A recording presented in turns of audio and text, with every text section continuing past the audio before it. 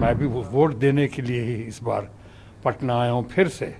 जैसे हर बार आता हूँ, इस बार भी आया हूँ। 2 महीने ले लिए इन लोगों ने चुनाव करवाने में, लंबा हो गया सर। बहुत लंबा ज्यादती थी। मेरा ख्याल है किसी ख़ास माननीय को ये फेवर करने के लिए, ताकि वो ज़्यादा से ज़्यादा प्रचार कर सकें। उनकी नई गारंटी जिसकी ना वारंटी है और ना क्लैरिटी है, क्योंकि इसके पहले कोई गारंटी उन्होंने पूरी नहीं की अभी तक। वो मेडिटेशन में गए हैं कि मीडिया अटेंशन के लिए गए हैं। मैं भी वोट देने के लिए ही इस बार पटना आया हूँ फिर से।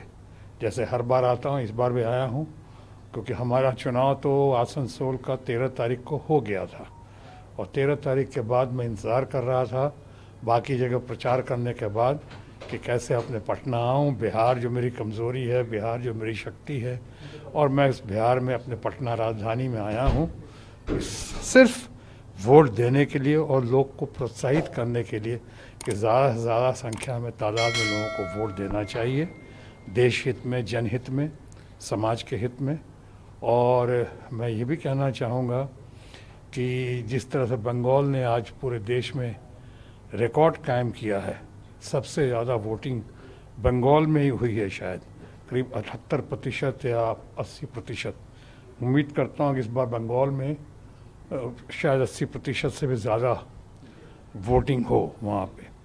उसको देखते हुए बिहार में अनफॉर्चुनेटली क्या कारण है मुझे समझ नहीं आ रहा है, लेकिन इतनी लहर होने के बावजूद, गर्मी और गर्मी में चुनाव की इतनी सरगर्मी होने के बावजूद जिस परसेंटेज में वोट होना चाहिए था वो नहीं हुआ है। अब मैं चाहूँगा ख़ासकर 7वें चरण का, चाहे आखिरी चरण जो है चुनाव का, 2 महीने ले लिए इन लोगों ने चुनाव करवाने में, लंबा हो गया सर। बहुत लंबा ज्यादती थी। मेरा ख्याल है किसी ख़ास माननीय को ये फेवर करने के लिए, ताकि वो ज़्यादा से ज़्यादा प्रचार कर सकें, इसके लिए शायद 2 महीने का वक्त रखा गया। अलग सर बंगाल और बिहार में 7 फेजेज में, इसलिए मैं कह रहा हूँ कि रखा तो था माननीय के प्रचार प्रसार को मौका मिले इसलिए, लेकिन वो बूमरैंग कर गया। अब उनको मौका मिला, उससे ज़्यादा इंडिया ब्लॉक के लोगों, यूनाइटेड अपोजिशन को, ममता जी को, बाकी तमाम लोगों को, राहुल से लेकर अखिलेश से लेकर और तेजस्वी यादव तक, सबको भरपूर मौका मिला उनकी बातों को काउंटर करने का और अपनी बातों को सामने रखने का।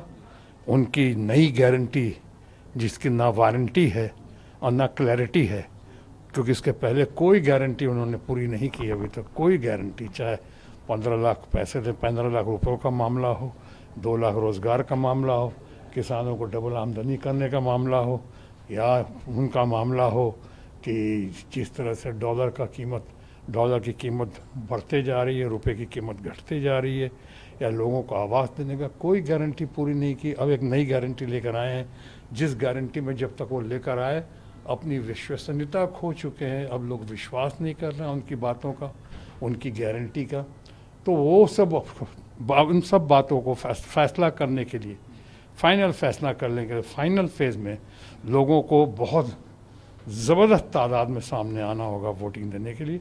यही मेरी कामना भी है और यही मेरी अपील भी है। एक सवाल है सर, प्राइम मिनिस्टर मेडिटेशन में चल गए हैं 2 दिन को लेकर, कैसे देखते हैं? आपके भी पुराने फ्रेंड रह चुके हैं। देखिए, हाँ, मेरे माननीय प्रधानमंत्री हमारे, मैं उनको मित्र की तरह देखता हूँ, दोस्त के देखता हूँ, और वो मेडिटेशन में गए हैं कि मीडिया अटेंशन के लिए गए हैं। एक बार पहले भी किया था उन्होंने किया था जब वो तथाकथित केदारनाथ गए थे, तथाकथित वो अपने मेडिटेशन के लिए, लेकिन दरअसल वो मीडिया अटेंशन के लिए गए थे। इस बार भी लोग ऐसा ही कह रहे हैं कि वो मेडिटेशन के लिए नहीं गए बल्कि मीडिया अटेंशन के लिए गए हैं, सारे ताम झाम के साथ, सारे टेलीफोन्स के साथ, कम्युनिकेशंस के साथ, और तमाम मीडिया के लोगों को बुलाकर, आमंत्रित करके, निमंत्रण देके वो प्रचार का एक नया हिस्सा। लेकिन मैं अब ये कहता हूँ कि बड़ी देर कर दी मेहरबान आते आते, सारे हथकंडे आपने या सारे तीर आपने तरकश से निकाल लिए।